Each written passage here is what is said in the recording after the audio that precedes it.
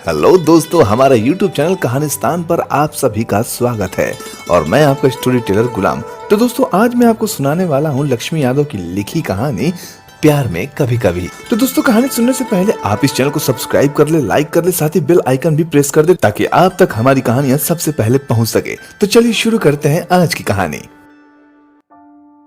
अब तुम ऐसे मेरे पीछे मत आओ, वरना मैं शोर मचा के सबको इकट्ठा कर लूंगी और जब तमाशा ही होना है ना तो फिर ठीक से हो।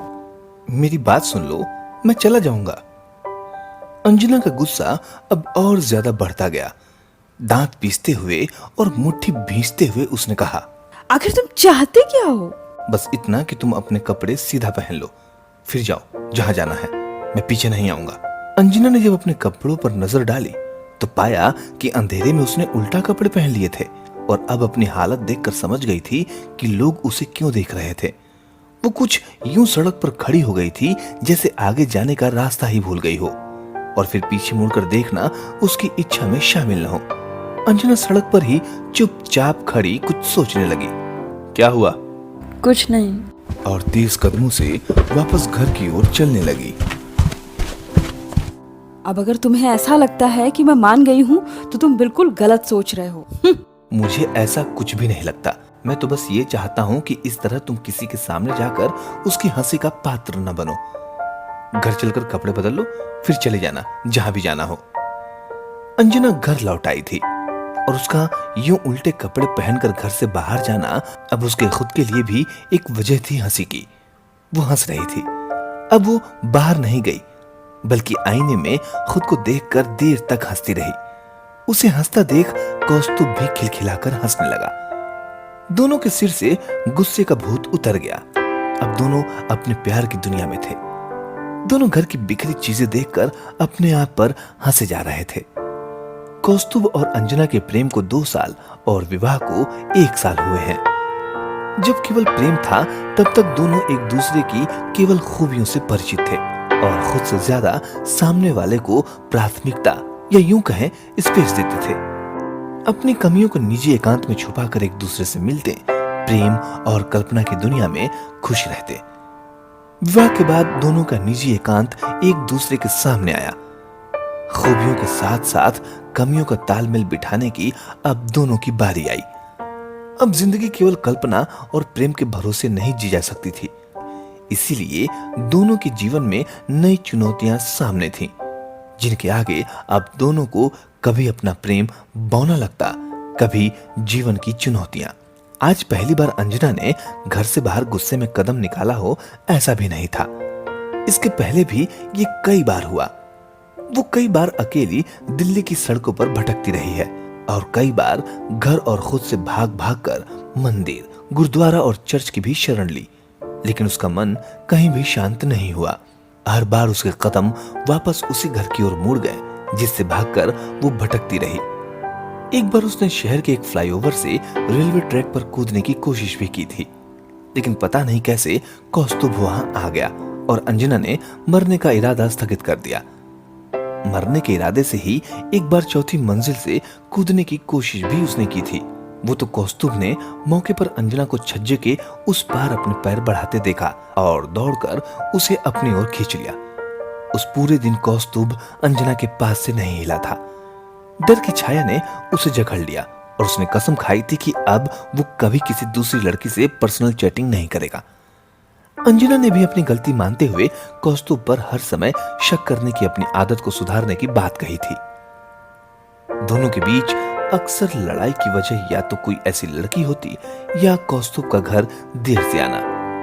कोई भी लड़की जिससे अंजना का कोई रिश्ता तो न होता, लेकिन अप्रत्यक्ष रूप से वो लड़की उनके बीच में आ धमकती, कभी इंटरनेट की आभासी दुनिया से तो कभी कौस्तुभ के ऑफिस या फ्रेंड सर्कल से। अंजना जानती है कि कौस्तुभ चरित्र का बुरा नहीं है, ना ही वो खुद अपनी ओर से शायद पहल करता हो, लेकिन उसे बुरा ये लगता है कि कौस्तुभ क्यों लड़कियों को समय ही देता है या उनकी बात सुनता है, जबकि शादी के पहले तो अंजना के अलावा उसे कोई और लड़की अपने आसपास दिखाई भी नहीं देती थी। तो फिर अब ऐसा क्यों? क्या उसके प्रति कौस्तुभ का आकर्षण अब कम होता जा रहा है और एक दिन उनके बीच सब कुछ चुक जाएगा?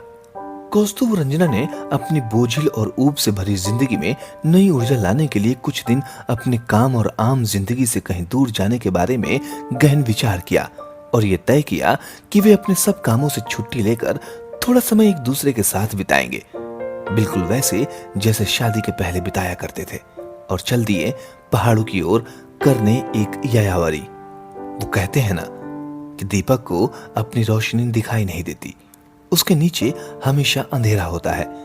उसकी रोशनी तो वही देख सकता है जो उसे दूर से देखता है। पिकनिक पहाड़ों पर थी, मौसम गुलाबी था।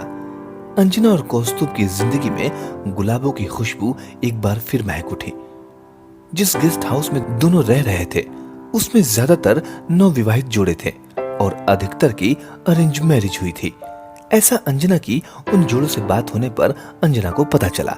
बहुत से जोड़े अपना हनीमून मनाने वहां आए थे और एक दूसरे को जानने की कोशिश कर रहे थे।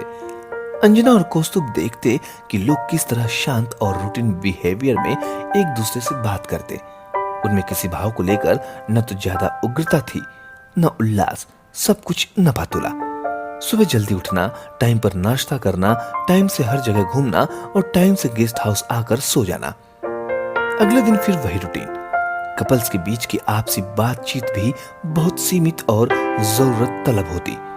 कोई आदमी अपनी पत्नी के अलावा किसी और औरत से बात भी करने से डरता या कतराता। वही हाल पत्नियों का भी होता। कुछ ही दिनों में अंजना और कौस्तुभ बोर हो गए और उन्हें अपनी शांत हो गई शादीशुदा जिंदगी, जो औरों के लिए अब नॉर्मल थी, एबनॉर्मल और बेमतलब लगने लगी। दोनों आपस में बात तो करते, लेकिन वे बातें केवल जरूरत की थी, चाहत की नहीं। उन्हें अपनी बदली हुई आदतें बड़ी बोझिल लगने लगी। न अंजना को चुप बैठा रोबोट जैसा कौस्तुभ पसंद आ रहा था, न ही कौस्तुभ को बदली हुई रूटीन बिहेवियर वाली अंजना ही। शादी के बाद कभी अंजना और कौस्तुभ को समय ही नहीं मिला कि वे किसी और की शादीशुदा जिंदगी में झांके, लेकिन इस हॉलिडे ने उनके बीच की सब गलतफहमियों को गायब कर दिया और वे समझ गए कि हैप्पी होने का सेट फॉर्मूला नहीं होता। कई बार हम जिन पलों को जीते हुए उनसे दूर जाना चाहते हैं, उनमें भी हमारे प्यार का ही एक अंश छिपा होता है। इन अंशों से ही मिलकर प्यार की दुनिया प्यारी बनती है। बस जरूरत है उन पलों में संतुलन बनाए रखने की। अंजना और कौस्तुभ अगले दिन ही घर लौट आए और अपनी पुरानी प्यार भरी जिंदगी में भी। अब वे जानते हैं कि लड़ना झगड़ना रूठना मनाना जिंदगी को उदास नहीं बल्कि रिफ्रेश करता है और बताता है कि आप प्रेम में कितना असली हैं। अंजना समझ गई थी कि कौस्तुभ उससे प्यार करता है और उसे अपना हिस्सा मानता है, इसलिए तो जानता है कि उल्टे कपड़े पहने अंजना जब किसी के सामने जाएगी तो लोगों का हंसना उसको बुरा लगेगा।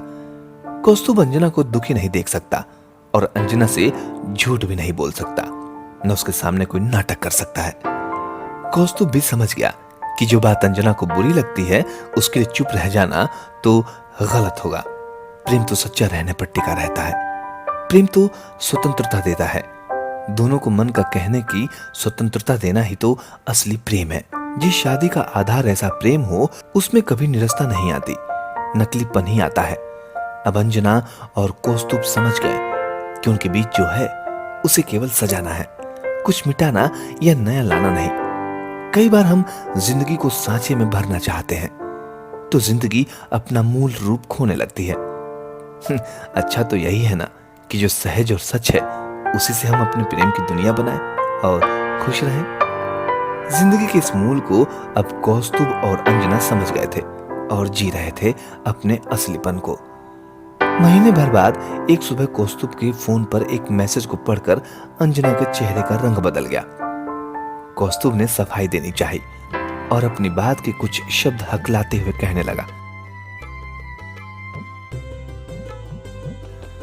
अंजना कौस्तुभ के भीगी बिल्ली जैसे चेहरे को देखकर खिलखिलाकर हंसने लगी और कौस्तुभ के चेहरे पर भी गुलाबों की रंगत उभर आई। उसने अंजना को बाहों में उठा लिया और हंसने लगा। धूप में एक गमले में लगा रजनीगंधा का पौधा हवा से यूं हिलने लगा जैसे वो भी उनके साथ साथ महकता हुआ मुस्कुरा रहा था। तो दोस्तों कैसी रही ये कहानी हमें कमेंट बॉक्स में जरूर लिखें, और अगर अच्छी लगी हो तो प्लीज लाइक और शेयर जरूर करें। साथ ही चैनल को सब्सक्राइब भी कर लें ताकि आपको नई नई कहानियां, मजेदार कहानियां और मोटिवेशनल कहानियां आप तक पहुंच सके। तब तक के लिए नमस्कार।